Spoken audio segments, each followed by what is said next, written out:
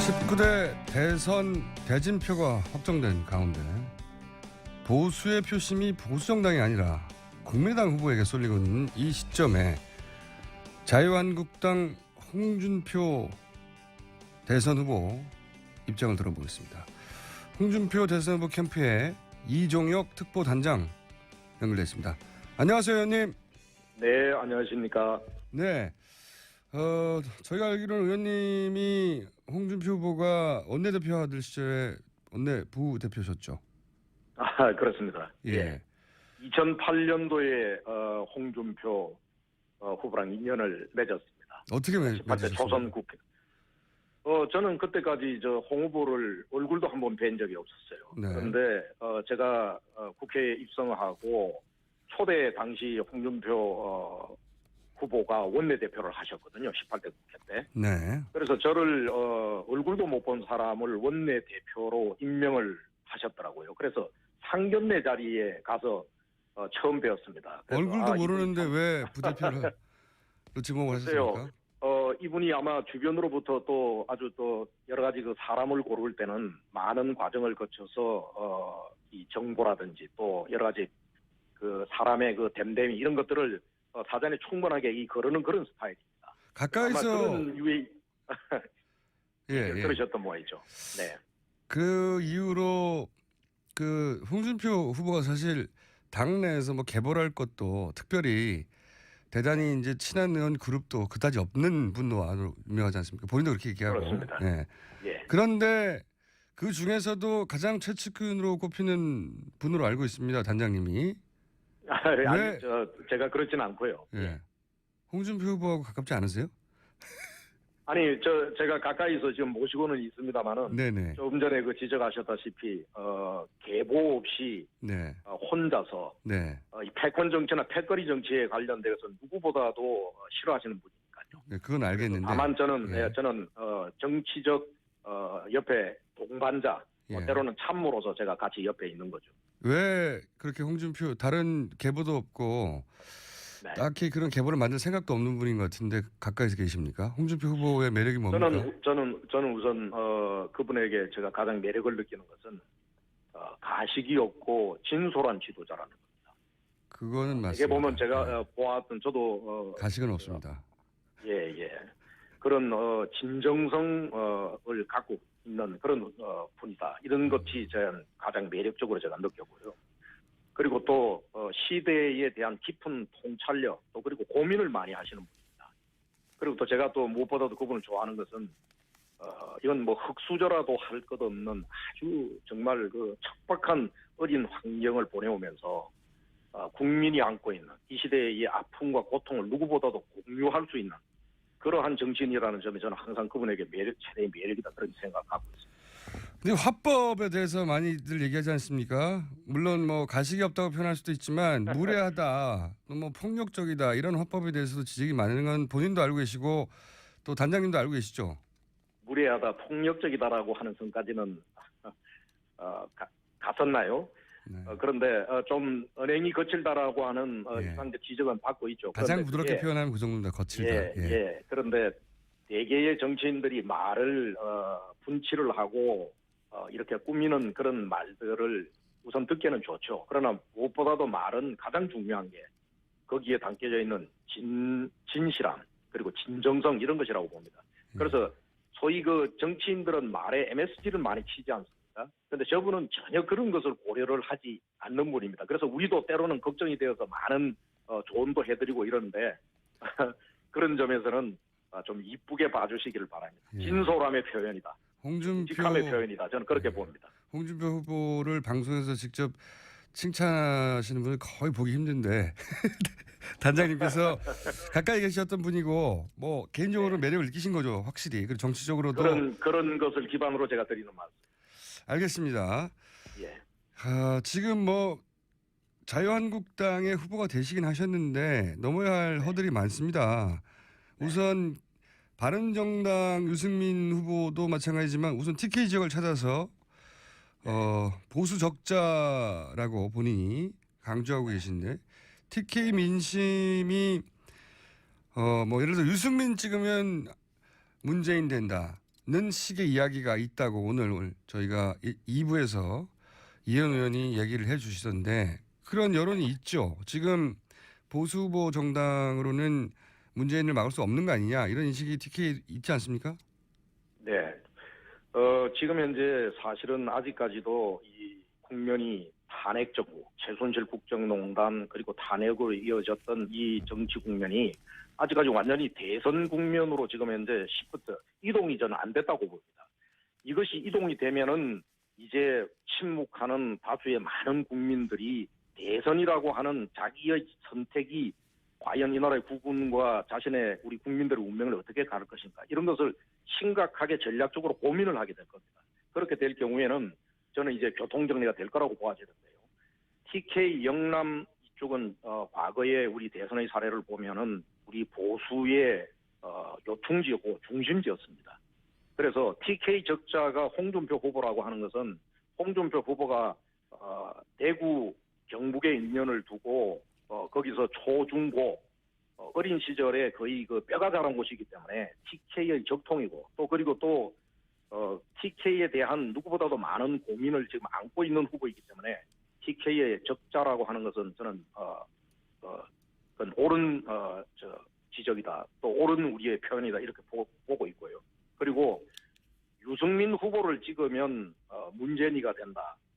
저희들은 뭐 그런 일부 얘기도 듣고는 있습니다만은 결국 아까도 말씀드렸다시피 이번 대선은 종래에 가면 결국 좌우 1대1의 대결, 홍준표 문재인의 1대1 대결 구도로 곧 구도를 잡을 것이다 이렇게 생각을 하고 그때는 우리 영남권 특히 TK를 중심으로 한 영남권 PK 이쪽이 다시 한번 이 나라 대한민국의 미래를 걱정하실 것이고 그리고 그러한 위기의 대한민국을 바로잡아줄 소위 지도자가 대통령 차기 대통령 누가 되어야 되는가라는 전략적 고민을 통해서 종래는 홍준표 후보로 표심이 모아질 것이다. 이렇게 저희들은 보고 있습니다. 그런 뭐 바람은 저도 언론을 통해서 계속 보고 있는데 최근에 저희가 이제 80여 개 시민단체가 모여서 대선 모니터링을 하는 그 민원연이스트라는 모임의 그 분석에 따르면 최근 보수 언론에서 안철수 후보 지지로 보여지는 뭐 사설이나 방송이 굉장히 많거든요. 그러니까 네네. 보수 매체조차 자유한국당 홍준표 후보의 경쟁력에 의구심을 품는 거죠. 지금 보니까 이런 상황은 저는 어떻게 경쟁력의 보십니까? 경쟁력의 의구심을 품는 게 아니고요. 예. 저는 보수 언론을 위시해서 합리적 보수 그리고 또 중도층에 이르는 많은 우리 국민들이 예. 아직까지 탄핵 정국의 여운에서 아직 완전히 벗어나지를 못했다. 그리고 또 그분들은 가지고 있는 공통된 인식이 문재인 좌파 정권의 출현은 이것은 절대로 이건 대한민국을 위해서 안 되겠다. 이런 시각이거든요. 예. 그런 측면에 있어서 안철수 후보가 일부 보수 코스프레를 했지 않습니까? 원래 국민의당은 샤드 배치의 반대였었고 그리고 또 그 당의 대표는 옛날 과거로 돌아가 보면 오늘날 우리 국가 안보를 흔드는 소위 그 북핵 문제의 원인 단초를 제공한 불법 대북 송금 이런 분들이 여전히 대표로 갖고 계시는 분들. 또 국민의 당론을 보면 이게 보수 이건 중도라고 얘기를 할 수가 있겠는가. 그래서 저희들은 이것은 얼치기 좌파다 이렇게 지금 현재 저희들이 규정을 짓고 있는 겁니다. 그런데 네, 프레임을 그렇게 잡으신 것 같은데. 네. 보수 언론과 우리 아까 제가 말씀드렸던 합리적 보수 그리고 또 중도층의 국민들이 아직까지도 이 탄핵 정국의 영운에 아직까지 대선 정국으로 완전히 시프트가 되지 않으면서의 잠깐 가지는 착시 현상 때문에 그리고 또 안철수 후보의 보수 코스프레 때문에 그런 좀 전략적 오류의 판단을 잠깐 하고 계시는 것이지 이제 대선 국면으로 돌아가면 이 나라의 좌파 정부를 출현을 막을 그 적임자가 누구인가? 그것은 자유한국당의 홍준표 후보일 것이다. 이렇게 저는 여론이 모아질 것이다. 그리고 또 이미 그런 조짐들이 여론조사에서 일부 지금 나타나고 있습니다. 그런 여론조사는 제가 못 본 것 같은데요. 어떤 흐름이 있습니까? 저기 여론조사가 저희들이 지금 자체적으로 하는 여론조사도 있고 그리고 또 네. 대외적인 여론조사에서도 그런 흐름의 조짐이 이미 보이고 있습니다. 어떤 흐름이요? 좀 구체적으로 말씀해 주십시오. 수치는 말씀 안 하셔도 되는데 어떤 흐름이 있다고 말씀하시는 겁니까? 홍준표 후보의 여론조사 지지도가 이제 20%에 지금 20%요? 가는 20%에 근접하는 그런 그런 여론조사는 제가 본 적이 여론조사가- 없는데요. 최근에 발표된 것 중에. 제가 하나 이 방송이 끝나고 나면 제가 바로 하나 그 여론조사 기관의 명칭까지 해서 제가 보내드리겠습니다. 네, 구체적인 것은 사실 그 조건들을 다 말해야 돼서 너무 기니까 하여튼 네. 여론 그런 여론이 있다고 이제 보시는 거죠. 그렇습니다. 이제 이제 꿈틀거리고 있습니다. 그런데 안철수 후보가 이- 보수 코스프레를 했다고 했는데 보수 코스프레를 딱히 한 게 있습니까? 말씀하신 대로 사드라든가 이런 문제에 대해서는 샤드 같은 경우에 반대를 했었죠. 샤드 배치. 국가안보에 아주 중요한 한미 동맹의 상징인 샤드를 반대를 하다가 대선 국면에 있어서 반문에 관련된 이런 여론의 흐름이 있자 그것을 받아치고 결국 내심에 진정성과 진솔성이 저는 어디 있는지를 잘 모르겠습니다. 그래서 지금 샤드 배치에 관련되어서 지금 현재 찬성의 입장을 지금 현재 안철수 후보가 얘기를 하고 있고 되돌릴 수 있겠느냐. 이런 것은 다 보수 코스프레인 거죠. 이건 위장입니다. 진심이 어디에 있느냐라고 하는 부분은 이것은 그래서 얼찍이 우리가 좌파라고 더 표현하시는 수도 거죠. 면밀하게 봐야 되는 것이고 그래서 저희들은 이것은 민주당 이중대 원래 거기서부터 나온 정당이거든요.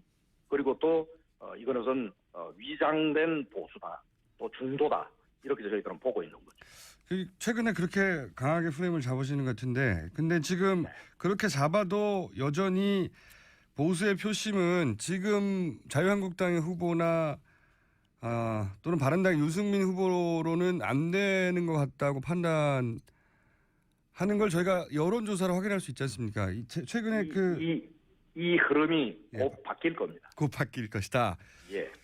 이건 어떻습니까? 안철수 후보한테 흐름이 지금 왔습니다. 그 전에 반기문 전 총장한테 갔다가 또 황교안 대행에 갔다가 안희정 충남지사한테 잠시 머물렀다가 또 원래 큰 강이 흘러야 할 물줄기가 따로 있는데 아까도 말씀드렸다시피 이번 대선은 워낙 그 앞에 국정농단 사태, 탄핵 정국이라고 하는 엄청난 그 광풍이 몰아쳤던 가운데서 지금 시간 없이 벌어지는 대선 아닙니까? 그렇기 때문에 우리 국민들 유권자들께서 굉장히 지혜롭고 판단을 잘하시는 분들입니다. 그럼에도 불구하고 워낙 짧은 시간에 이 광풍이 불었기 때문에 이 정신을 그리고 이 대한민국의 미래에 관련되어져 있는 지혜로운 판단의 시간이 지금 그동안에 여유가 없었습니다만은 이제 그것이 대선 전국으로 옮아가면서 결국 원래 있는 물줄기대로 보수 적통 적자인 홍준표 후보로 큰 물줄기가 흐를 것이다. 다만 지금 현재 안철수 후보의 지금 현재 일부 아까도 지적하셨다시피 보수 언론에서 강자로서 1대1 문안 이렇게 가는 것은 그것은 일시적 잘못된 물줄기를 보고 상시적 현상에 한 보수 언론에서의 일부 현상에 대한 얘기지 저는 그것들이 이번 대선의 본질이라고 보지 않는 겁니다. 이제 대선은 이제 초반에 시작된 겁니다. 그러면 이 흐름이 홍준표 후보로 바뀌어집니다. 가게 되는 바뀌어질 겁니다. 그 계기가 있습니까? 계기 지금 안철수 후보나 반기문 전 총장이나 우선 그 안희정 계기는 수석은 이런 계기가 네네, 있었는데 그 계기는 우선 이런 데서 시작될 거라고 봅니다. 뭐냐면 홍준표 후보는 흑수저 출신으로서 돈 없고 힘 없고 빽 없는 이 나라의 대다수의 서민 그들의 권익과 그들이 꿈을 꾸면서 행복하게 잘 사는 나라. 그래서 서민 대통령 홍준표라는 저희들이 대선 슬로건을 쓰고 있는 것이거든요. 그렇기 때문에 지금 현재 저희들이 국민들이 이제 냉정하게 지혜롭게 판단되어지는 그런 시각을 어떻게 빨리 분위기를 만들어내느냐. 이런 점에서 저희들은 곧 홍준표 문재인의 1대1 대결 구도가 대선 구도가 곧 잡힐 것이다. 이렇게 좀 저희들 보고 있습니다. 그러니까 그런 그럴 계기가 겁니다. 특별히 있지는 않은 것 같은데요. 그 계기는 이런 겁니다. 아니 그 계기는 뭐냐면 우선 흩어져 있는 집토끼들 소위 말하는 우리 이제 선거에서는 이런 표현들을 쓰는데요. 원래 보수의 지지를 하던 많은 분들이 아직까지도 마음의 갈래를 잡지 못하고 흩어져 있습니다. 이것을 하나로 모으는 일들을 지금 저희들이 하고 있고요.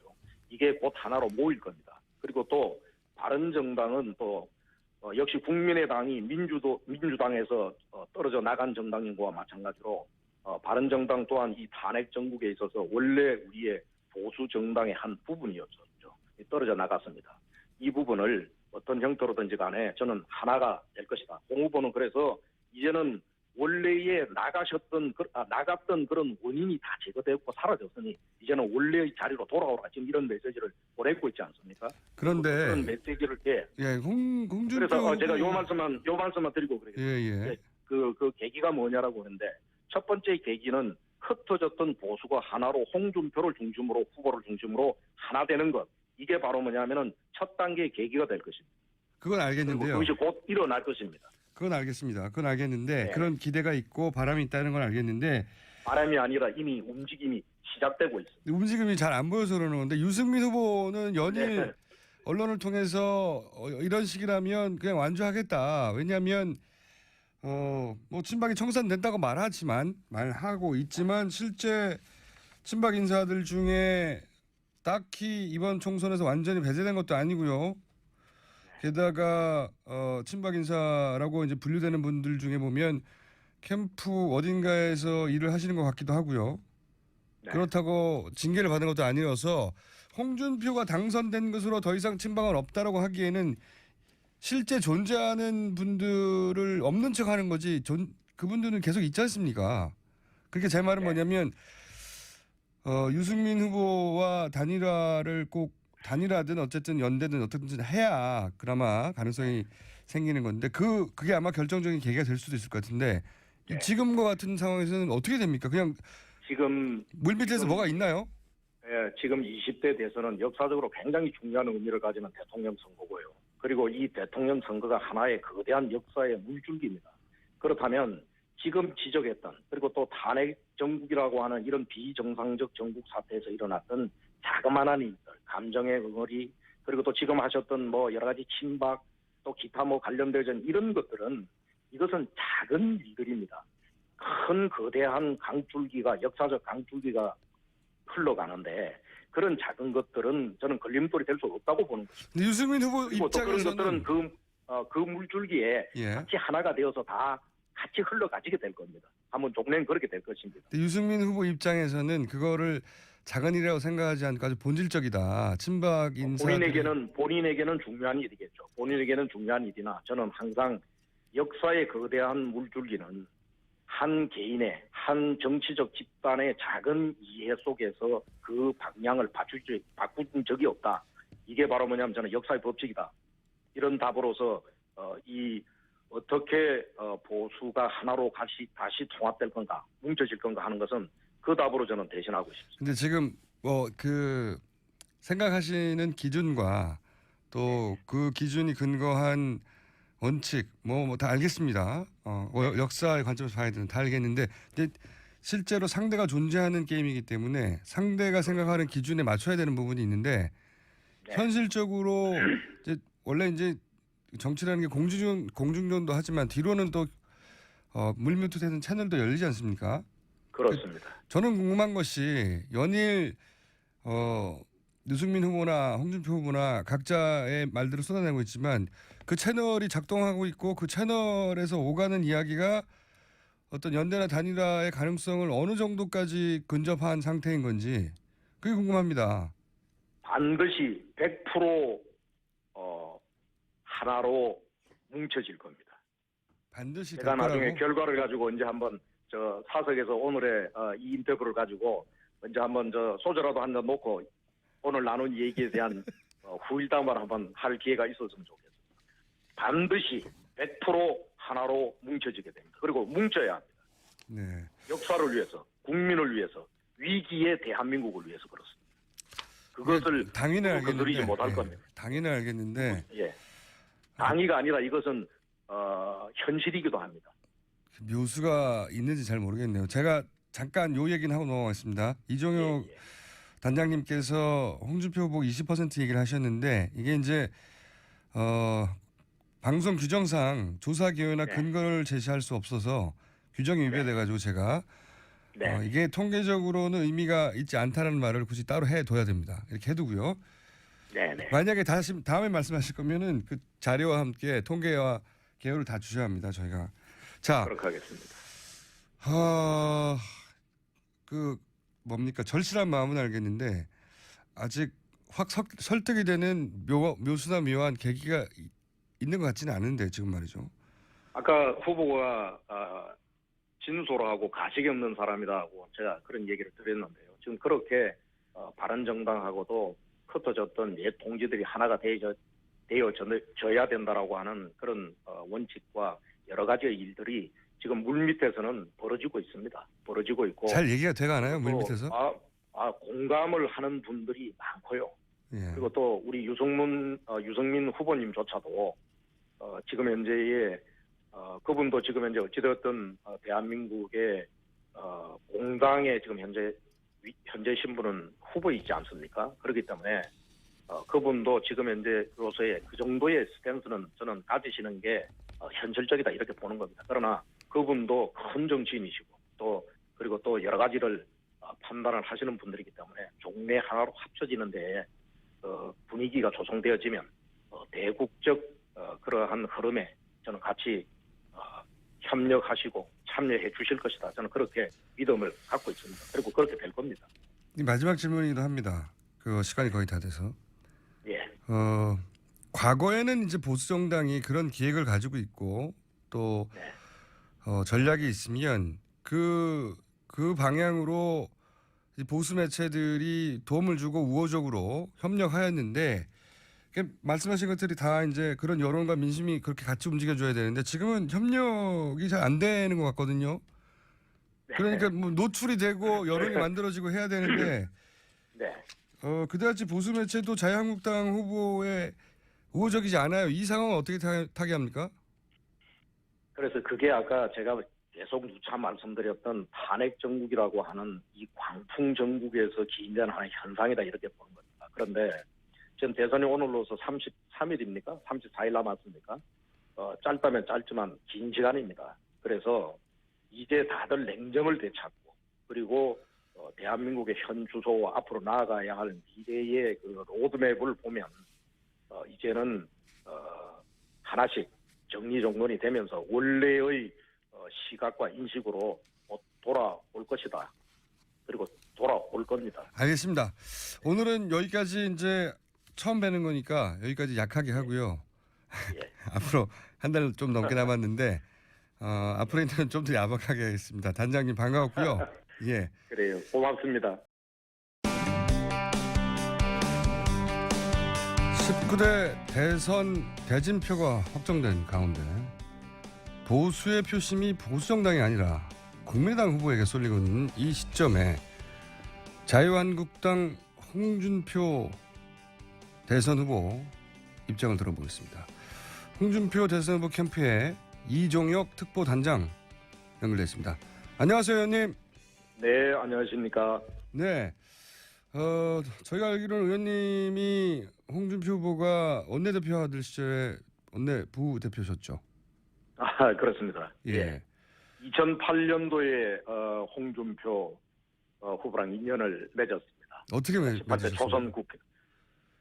저는 그때까지 홍 후보를 얼굴도 한번 뵌 적이 없었어요. 네. 그런데 제가 국회에 입성하고 초대 당시 홍준표 후보가 원내대표를 하셨거든요. 18대 국회 때. 네. 그래서 저를 얼굴도 못 본 사람을 원내대표로 임명을 하셨더라고요. 그래서 상견례 자리에 가서 처음 뵈었습니다. 얼굴도 모르는데 왜 부대표를 지목을 하셨습니까?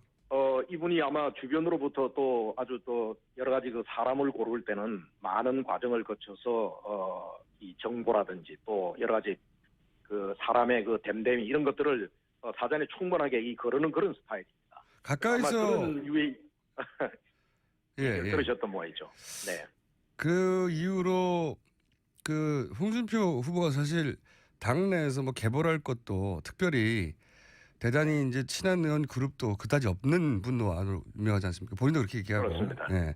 예. 그런데 그 중에서도 가장 최측근으로 꼽히는 그 민원연이 있었던 모임의 그 분석에 따르면 최근 보수 언론에서 안철수 후보 지지로 보여지는 뭐 사설이나 방송이 굉장히 많거든요. 그러니까 네네. 보수 매체조차 자유한국당 홍준표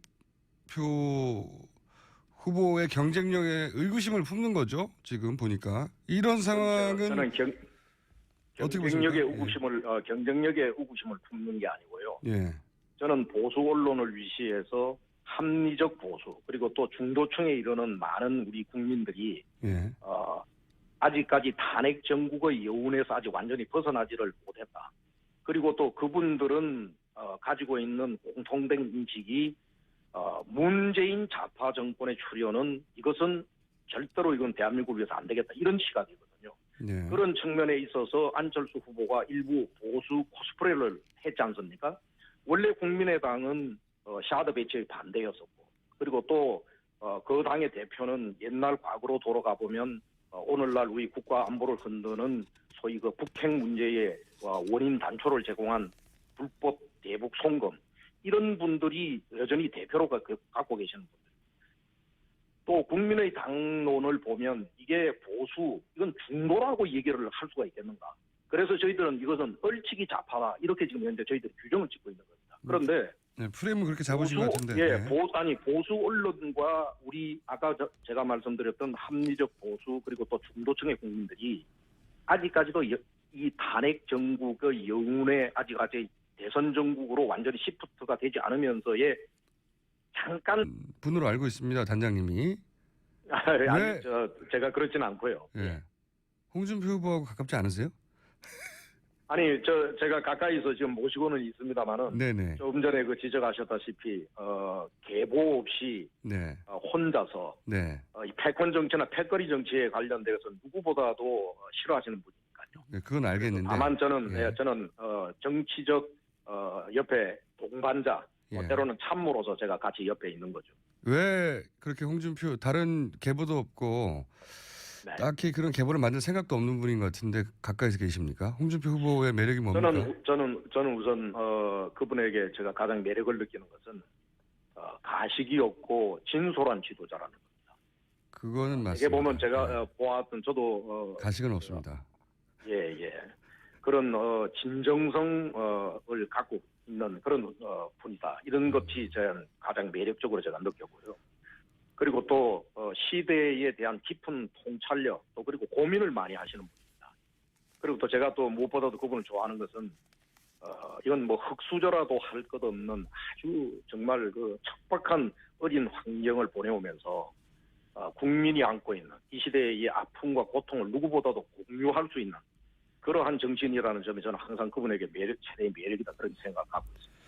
근데 화법에 대해서 많이들 얘기하지 않습니까? 물론 뭐 가식이 없다고 표현할 수도 있지만 무례하다, 뭐 폭력적이다 이런 화법에 대해서도 지적이 많은 건 본인도 알고 계시고 또 단장님도 알고 계시죠?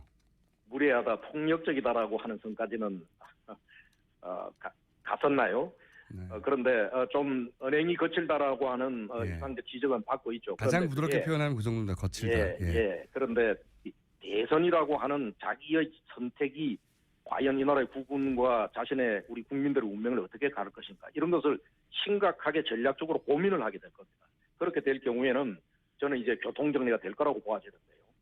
TK 영남 이쪽은 과거에 우리 대선의 사례를 보면은 우리 보수의 요충지였고 중심지였습니다. 그래서 TK 적자가 홍준표 후보라고 하는 것은 홍준표 후보가 대구 경북의 인연을 두고 거기서 초중고 어린 시절에 거의 그 뼈가 자란 곳이기 때문에 TK의 적통이고 또 그리고 또 TK에 대한 누구보다도 많은 고민을 지금 안고 있는 후보이기 때문에 TK의 적자라고 하는 것은 저는 그건 옳은 지적이다. 또 옳은 우리의 표현이다. 이렇게 보고 있고요. 그리고 유승민 후보를 찍으면 문재인이가 된다. 저희들은 뭐 그런 일부 얘기도 듣고는 있습니다만은 결국 아까도 말씀드렸다시피 이번 대선은 종래에 가면 결국 좌우 1대1의 대결, 홍준표 문재인의 1대1 대결 구도로 곧 구도를 잡을 것이다 이렇게 생각을 하고 그때는 우리 영남권 특히 TK를 중심으로 한 영남권 PK 이쪽이 다시 한번 이 나라 대한민국의 미래를 걱정하실 것이고 그리고 그러한 위기의 대한민국을 바로잡아줄 소위 지도자가 대통령 차기 대통령 누가 되어야 되는가라는 전략적 고민을 통해서 종래는 홍준표 후보로 표심이 모아질 것이다. 이렇게 저희들은 보고 있습니다. 그런 뭐 바람은 저도 언론을 통해서 계속 보고 있는데 최근에 저희가 이제 80여 개 시민단체가 모여서 대선 모니터링을 하는 대개의 정치인들이 말을 분치를 하고 이렇게 꾸미는 그런 말들을 우선 듣기는 좋죠. 그러나 무엇보다도 말은 가장 중요한 게 거기에 담겨져 있는 진실함 그리고 진정성 이런 것이라고 봅니다. 그래서 소위 그 정치인들은 말에 MSG를 많이 치지 않습니까? 그런데 저분은 전혀 그런 것을 고려를 하지 않는 분입니다. 그래서 우리도 때로는 걱정이 되어서 많은 조언도 해드리고 이러는데 그런 점에서는 좀 이쁘게 봐주시기를 바랍니다. 예. 진솔함의 표현이다. 직함의 표현이다. 저는 그렇게 봅니다. 홍준표 후보를 방송에서 직접 칭찬하시는 분을 거의 보기 힘든데 단장님께서 가까이 계셨던 분이고 뭐 개인적으로 매력을 느끼신 거죠. 확실히. 그리고 정치적으로도. 그런 것을 기반으로 제가 드리는 말씀. 알겠습니다. 예. 지금 뭐 자유한국당의 후보가 되시긴 하셨는데 넘어야 할 허들이 많습니다. 우선 바른정당 유승민 후보도 마찬가지지만 우선 TK 지역을 찾아서 보수 적자라고 본인이 강조하고 계신데 TK 민심이 뭐 예를 들어 유승민 찍으면 문재인 된다는 식의 이야기가 있다고 오늘 저희가 2부에서 이현 의원이 얘기를 해 주시던데 그런 여론이 있죠. 지금 보수 후보 정당으로는 문재인을 막을 수 없는 거 아니냐 이런 인식이 TK 있지 않습니까?